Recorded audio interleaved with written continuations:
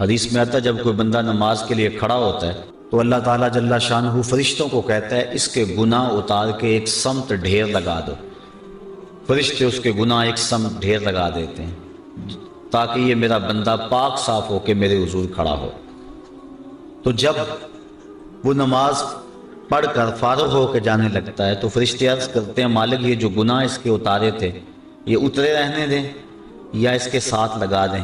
تو اللہ تعالیٰ فرماتا ہے اب اترے ہیں تو اترے ہی رہنے دو، میرا بندہ پاک صاف و ستھرا ہو کے گھر جائے۔ حضرت سلمان فارسی اور حضرت عثمان رضی اللہ تعالی عنہما، یہ حضرت عثمان بن عفان کے علاوہ کوئی اور عثمان نامی صحابی ہیں، یہ اکٹھے سفر میں تھے۔ راستے میں ایک درخت آیا، خزاں کا موسم تھا، ایک شاخ جھکی ہوئی تھی جس پہ زرد پتوں کا گہنا تھا۔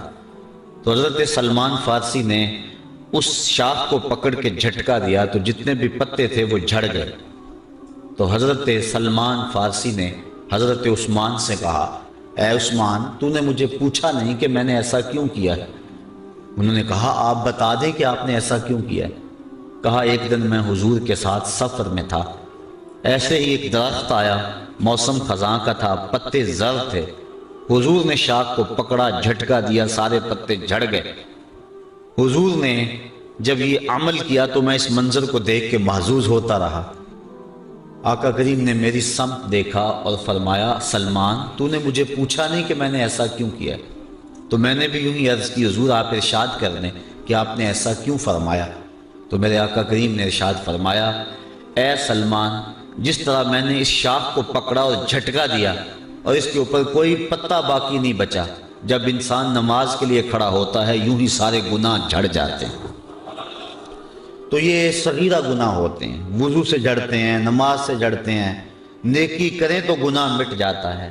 انسان کے اچھے اعمال سے، صلہ رحمی سے، شفقت کا ہاتھ کسی یتیم کے سر پہ رکھنے سے اور صدقہ و خیرات کرنے سے، کسی بھوکے کو کھانا کھلانے سے گناہ جھڑتے رہتے ہیں۔ لیکن جو کبیرہ گناہ ہیں وہ توبہ سے ختم ہوتے ہیں۔ اس لیے صغیرہ اور کبیرہ کی تقسیم کا ایک طبقہ قائل ہے، اور احادیث کے اندر مختلف تعداد صغیرہ اور کبیرہ کی ہے۔ بعض علماء کہتے ہیں کہ جو کبیرہ گناہ ہیں ان کی تعداد 7 ہے۔ بخاری اور مسلم میں متفق علیہ روایت ہے، حضور علیہ السلام نے فرمایا کہ 7 چیزیں مہلکات میں سے، موبقات میں سے، ہلاک کر دینے والی ہیں، اور حضور نے وہ 7 گناہ گنوائے ہیں۔ بعض نے کہا کہ یہی کبیرہ ہیں، بعض نے کہا کہ ایک روایت میں 9 کبائر کا تذکرہ آتا ہے، لہٰذا 9 گناہ کبیرہ ہیں۔ امام ذہبی نے الکبائر کے اندر 70 گناہوں پر تبصرہ کیا ہے، اور آپ کا موقف یہ ہے کہ یہ 70 گناہ کبیرہ ہیں۔ الزواجر کے اندر ابن حجر نے 467 گناہ لکھے اور ان کا عذاب اور ان کی تفصیل آگے لکھی۔ ان کے قول کے مطابق اور تحقیق کے مطابق تقریباً 500 کے قریب گناہ کبیرہ ہے۔ بہرحال اس وقت ان تمام گناہوں کی فہرست اور ان پر گفتگو اس تھوڑے سے وقت میں ممکن تو نہیں ہے۔ چند ایک گناہوں پر کچھ باتیں آپ کے گوش گزار کروں گا۔ امام بخاری نے اس روایت کو نقل کیا ہے، اللہ کے محبوب علیہ السلام نے ارشاد فرمایا الا انبئکم باکبر الکبائر، فرمایا لوگوں میں تمہیں بڑے بڑے گناہوں کی خبر نہ دوں؟ صحابہ نے حضور سے یہ بات سنی اور آقا نے ثلاثاً 3 مرتبہ یہ کہا میں تمہیں بڑے بڑے گناہوں کی خبر نہ دوں؟ صحابہ نے عرض کی بلا یا رسول اللہ، کیوں نہیں حضور آپ ارشاد فرمائیں۔ تو حضور نے ارشاد فرمایا الاشراک باللہ وعقوق الوالدین وجلسا وکانا متکئا فقالا الا وقول الزور، فرمایا ایک اللہ کے ساتھ کسی کو شریک ٹھہرانا ہے، دوسرا والدین کی نافرمانی کرنا ہے۔ حضور ٹیک لگائے بیٹھے تھے، جب تیسری بات کہنے لگے تو ٹیک چھوڑ دی اور آگے ہو گئے۔ کسی چیز کو بیان کرتے ہوئے جب انسان زیادہ اپنے آپ کو چست کرتا ہے تو اس کا مطلب یہ ہوتا ہے اس چیز کی اہمیت زیادہ ہے۔ تو حضور ٹیک لگائے بیٹھے تھے، یہ دو باتیں بیان فرمائیں اور پھر ٹیک چھوڑ کر حضور آگے ہو گئے۔ وَجَلَسَ وَكَانَ مُتَّكِئًا فَقَالَ أَلَا وَقَوْلُ الزُّورِ، فرمایا سن لو اور جھوٹی بات کہنا ہے، جھوٹی گواہی دینا ہے۔ تو اس حدیث میں ان تین گناہوں کو بڑے بڑے گناہ شمار کیا گیا۔ ایک حدیث میں یمین الغموس، جھوٹی قسم کھانا ہے، اور ایک حدیث کے اندر قتل النفس، کسی انسان کو قتل کرنا ہے۔ تو یہ گناہ بڑے بڑے ہیں، کبیرہ گناہوں میں بھی آگے یہ گناہ سر فہرست ہے۔ اللہ کے ساتھ کسی کو شریک ٹھہرانا یہ سب سے بڑا ظلم ہے، اور اللہ تعالیٰ نے قرآن مجید کے اندر اس کو ظلم عظیم کہا۔ کوئی ذات کائنات کے اندر اس بات کا استحقاق نہیں رکھتی کہ وہ رب تعالیٰ کے ساتھ برابری کا دعویٰ کرے، یا کوئی شخص اس کے بارے میں یہ سوچے کہ مالک کے برابر ہے۔ اس کی ذات میں اور اس کی صفات میں کوئی شریک نہیں ہو سکتا ہے۔ تو اللہ کے ساتھ کسی کو شریک ٹھہرانا یہ سب سے بڑا جرم ہے، بلکہ یہ کفر ہے، لیکن کبائر میں بھی اس بات کو گنوایا گیا کہ اس سے بڑا کوئی گناہ نہیں ہو سکتا ہے۔ اور اللہ تعالیٰ شرک کے علاوہ جتنے بھی گناہ ہیں ان کو بخش دے گا، لیکن شرک کو نہیں بخشے گا۔ وہ یہ گوارا ہی نہیں کرتا کہ میرے ساتھ کسی کو شریک ٹھہرایا جائے۔ اور قرآن مجید میں متعدد مقامات پہ اس بات کی نفی کی کہ تم غور کرو، تم اس بات پہ تدبر کرو کہ اللہ کا شریک ہو سکتا ہے، اور تم ان بتوں کو اس کا شریک بنا رہے جو اپنے بدن پہ بیٹھی ہوئی مکھی بھی نہیں اڑا سکتے۔ اتنے بے بس اور اتنے مجبور وہ اللہ کے شریک کیوں کر ہو سکتے ہیں؟ پھر جس کو اس نے خود پیدا کیا ہوا ہے وہ اس کے شریک کیسے ہو سکتے ہیں؟ وہ اپنی زندگی میں اللہ تعالیٰ کے ہر آن محتاج ہیں، تو جو محتاج ہے وہ کیسے اس کے برابر ہو سکتا ہے جس کی طرف لوگوں کا احتیاج ہو؟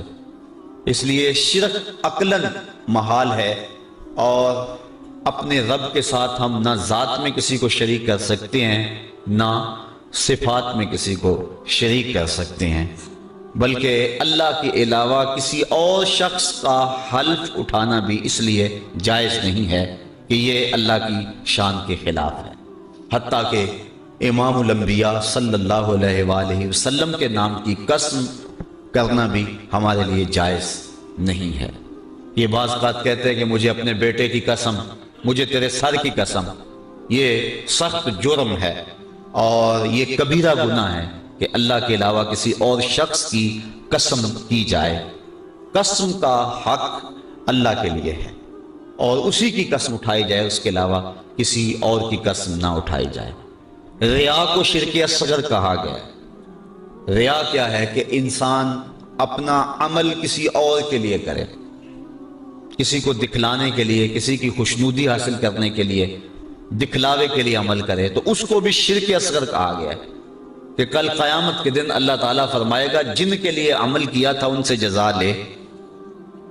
تو اللہ کے لیے عمل کیا جائے ذات اور صفات میں، اس کا کسی کو شریک نہ مانا، نہ سمجھا، نہ جانا جائے، تو یہ جو ہے وہ توحید ہے۔ اور اگر کوئی شخص اس شرک کا ارتکاب کرتا ہے تو یہ سب سے بڑا گناہ ہے، اور کبیرہ گناہوں میں بھی سب سے بڑا گناہ یہ ہے کہ اللہ کے ساتھ کسی کو شریک ٹھہرایا جائے۔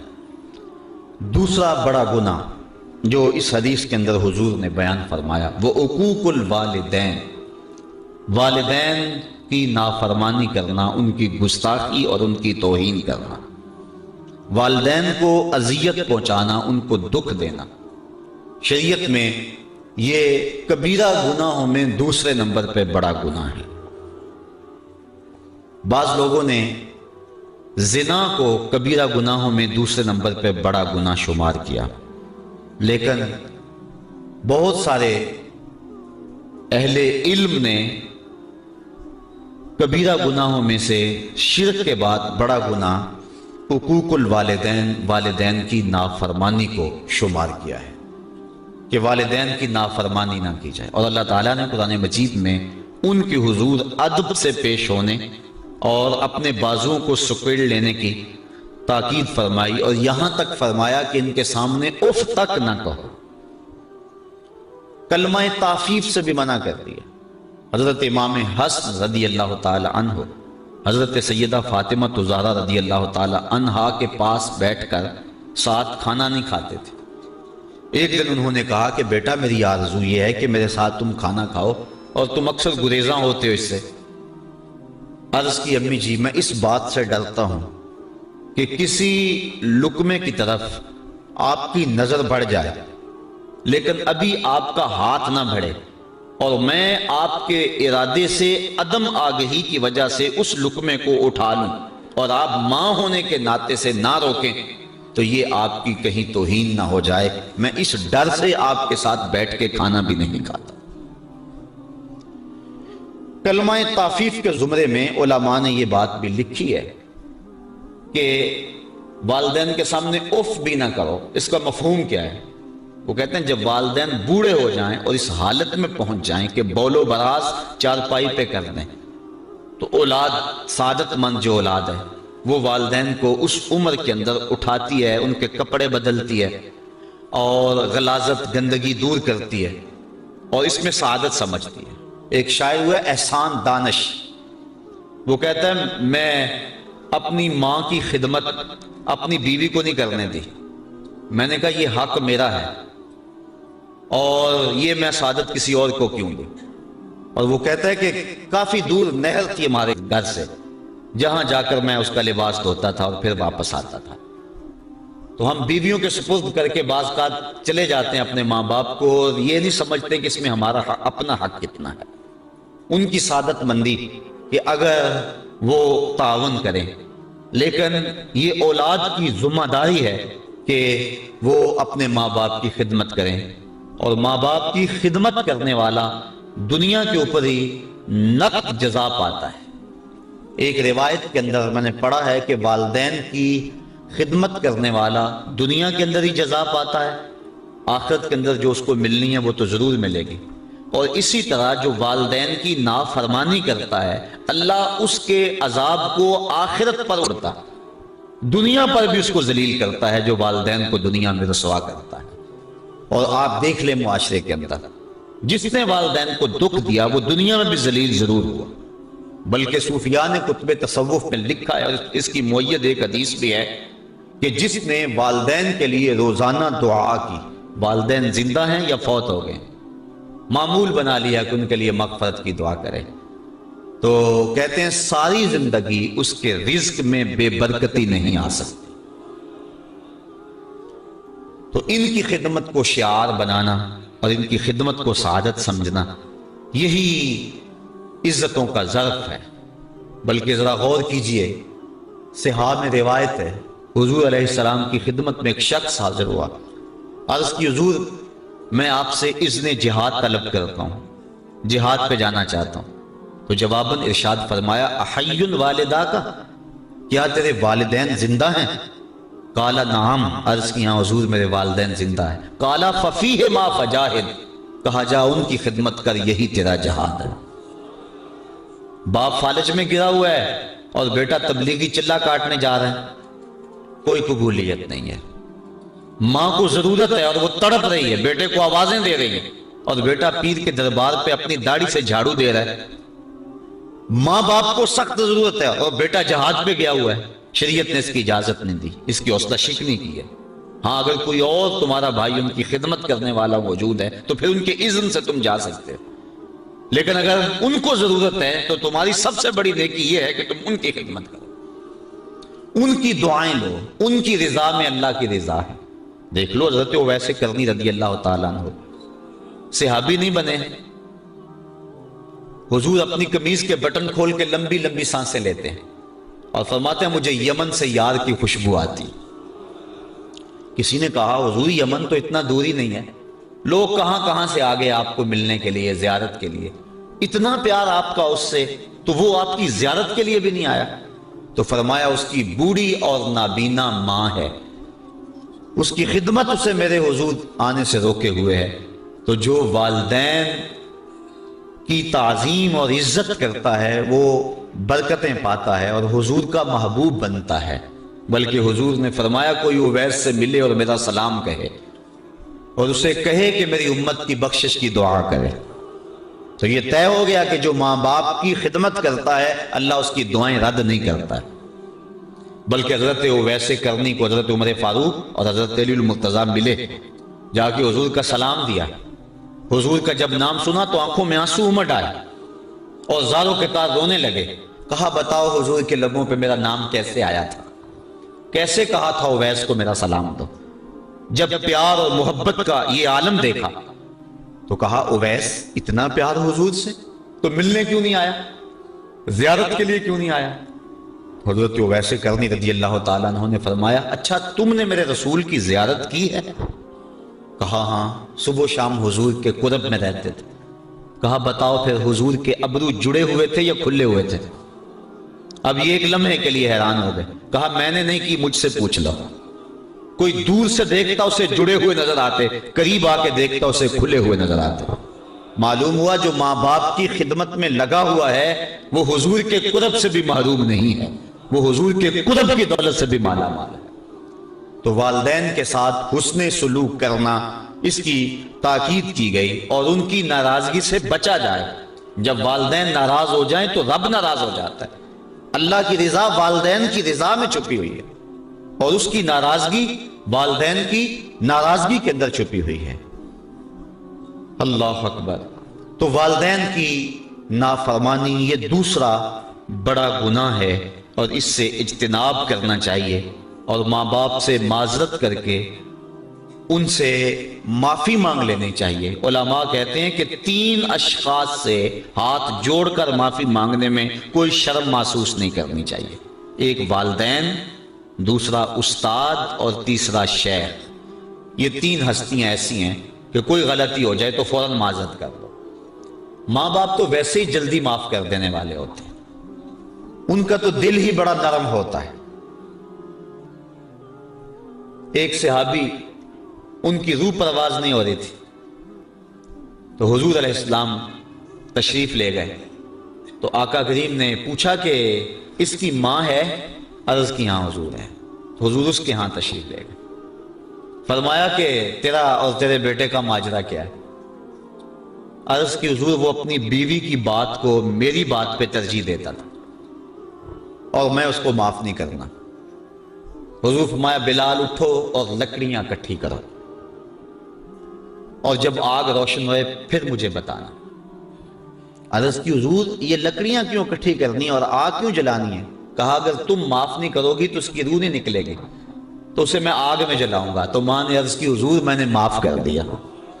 تو کہا بلال جلدی جاؤ تلقین کرو اسے کلمے کی۔ تو جب وہ دوڑے ان کے لبوں کے اوپر پہلے ہی کلمہ جاری تھا۔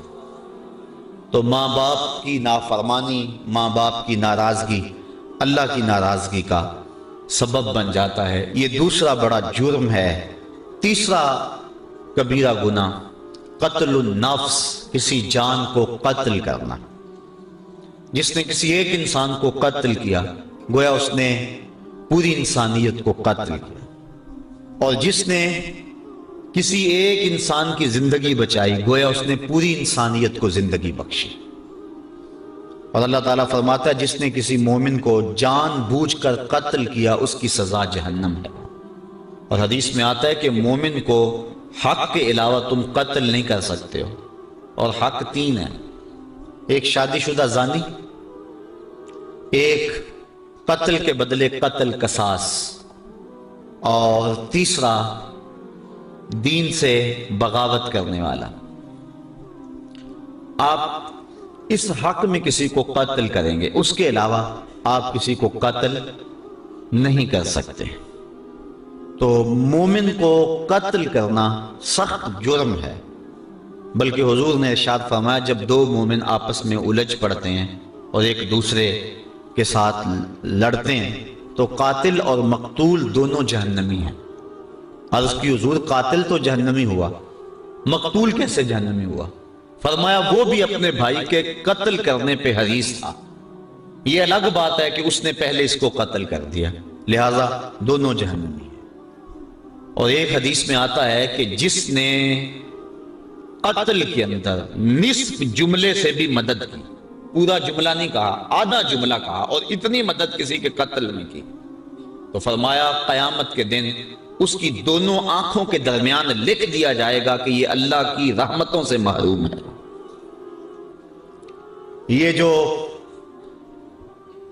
قاتل پارٹی کی طرف سے انکوائریوں پہ جاتے ہیں اور کہتے ہیں جی برادری کا مسئلہ ہے، ذرا وہ اس بات پہ غور کریں، جس نے آدھے جملے سے بھی مدد کی تو اس کی آنکھوں کے درمیان یہ بات لکھ دی جائے گی کہ یہ اللہ کی رحمتوں سے دور ہے۔ تو قتل نفس، علماء کہتے ہیں کہ قاتل کا گناہ جو ہے وہ معاف نہیں ہوتا جب تک اس کو 3 ذوات معاف نہ کرے۔ ایک تو اس میں اللہ کا حق ہے کہ اس نے انسان کو پیدا کیا تو اس نے اسے قتل کیا، تو سچی توبہ سے یہ حق معاف ہوگا۔ دوسرا حق مقتول کا ہے کہ اس کی جان کو اس نے ضائع کیا تو وہ اگر معاف کرے گا تو معافی ہوگی۔ اور تیسرا حق اس کے وارثوں کا ہے، ان بچوں کا ہے جو یتیم ہو گئے، اس بیوہ کا ہے جس کا سہاگ اجڑ گیا، ان بہنوں کا ہے جن کا سہارا چھین لیا گیا، اس بھائی کا حق ہے جس کی کمر توڑ دی گئی، اس بوڑھے ماں باپ کا حق ہے جن کی آنکھوں کا نور چھین لیا گیا۔ تو یہ تیسرا حق جو ہے وہ ان وارثوں کا ہے، تو اگر یہ راضی ہو گئے تو پھر معافی ہوگی۔ تو جو قاتل ہے وہ ان 3 ذوات سے معافی کا طلبگار ہوگا، اگر معافی ہوئی تو پھر اس کی جان چھوٹے گی، ورنہ اس کی جان نہیں چھوٹے گی۔ چوتھا کبیرہ گناہ الزنا۔ اللہ تعالیٰ نے قرآن مجید کے اندر صاف واضح اور 2 ٹوک الفاظ میں ارشاد فرمایا لا تقربوا الزنا، زنا کے قریب بھی نہ جانا۔ کیوں؟ انہ کان فاحشۃ وساء سبیلا، یہ فحش کام ہے اور انتہائی برا رستہ ہے۔ عقلاً بھی اس میں فحاشی ہے، شرعاً بھی اس میں فحاشی ہے، اور عادتاً بھی اس میں فحاشی ہے۔ تو کوئی بھی شریف شخص زنا کا ارتکاب نہیں کرتا، اور حدیث میں آتا ہے جب زانی زنا کرتا ہے تو اس سے ایمان نکال لیا جاتا ہے، اور زانی کے رزق میں بے برکتی ڈال دی جاتی ہے، اس کے چہرے کے نور کو چھین لیا جاتا ہے، اور اللہ کی رحمتوں سے وہ محروم کر دیا جاتا ہے۔ اللہ کے محبوب علیہ السلام کی بارگاہ میں ایک شخص حاضر ہوا، اسلام اس نے قبول کیا اور عرض کی حضور میرے میں بڑے گناہ ہیں اور میں وہ چھوڑنے کا آپ سے وعدہ کرتا ہوں، لیکن مجھے لت پڑی ہے زنا کی، وہ میں نہیں چھوڑ سکتا۔ اب حضور رحمت للعالمین حکیم نبی کیسے اس کی تربیت فرماتی؟ اس نے کہا سارے گناہ چھوڑ دوں گا، زنا نہیں چھوڑ سکتا۔ فرمایا تو کیا پسند کرتا ہے کہ تیری ماں کے ساتھ کوئی زنا کرے؟ اس نے عرض کی حضور میں یہ پسند نہیں کرتا۔ تو فرمایا جس کے ساتھ تو زنا کرے گا وہ بھی کسی کی ماں ہوگی۔ اس طرح فرمایا تو پسند کرتا ہے کہ کوئی تیری بہن کے ساتھ زنا کرے؟ اس نے کہا حضور یہ میں کیسے پسند کرتا ہوں؟ تو فرمایا کہ جس کے ساتھ تو زنا کرے گا وہ کسی کی بہن ہو سکتی ہے۔ اس طرح بیٹی کے بارے میں، بیوی کے بارے میں حضور نے فرمایا، تو وہ بات اس کے اندر اتر گئی۔ عرض کی حضور میں توبہ کرتا ہوں، آج کے بعد زنا نہیں کروں۔ زنا اللہ کو سخت ناپسند ہے۔ اللہ تعالیٰ جل شانہ نے حد مقرر فرمائی، جو شخص زنا کرتا ہے اس کو 100 کوڑے مارو، اور اگر کوئی شادی شدہ ہے اور پھر اس شادی شدہ سے اس فعل کا ارتکاب ہوتا ہے تو شریعت میں حکم ہے کہ اس کو سنگسار کیا جائے۔ اللہ تعالیٰ گوارا نہیں کرتا کہ وہ میری زمین پہ رہے، کہا اس کو سنگسار کر دو، پتھر مار مار کے ہلاک کر دو، یہ اس کی سزا ہے۔ تو زنا ایک ایسا جرم ہے، حضور علیہ السلام فرماتے ہیں کہ میں نے ایک خواب دیکھا اور میں نے وہاں دیکھا کہ ایک تنور ہے جس کے اندر سے چیخوں کی آواز آ رہی ہے، اور میں آگے بڑھا دیکھوں کہ اس میں کیا ہے، تو کیا دیکھتا ہوں کہ اس کے اندر آگ کے شعلے بھڑک رہے ہیں، اور اس میں کچھ برہنہ مرد اور برہنہ عورتیں ہیں، اور جب آگ کے الاؤ اور آگ کے شعلے ان کے جسم کو جلساتے ہیں تو وہ چیختے ہیں اور شور کرتے ہیں اور اچھلتے ہیں۔ میں نے جبریل سے پوچھا کہ یہ لوگ کون ہیں؟ تو جبریل امین نے کہا حضور یہ وہ لوگ ہیں جو زنا کیا کرتے تھے۔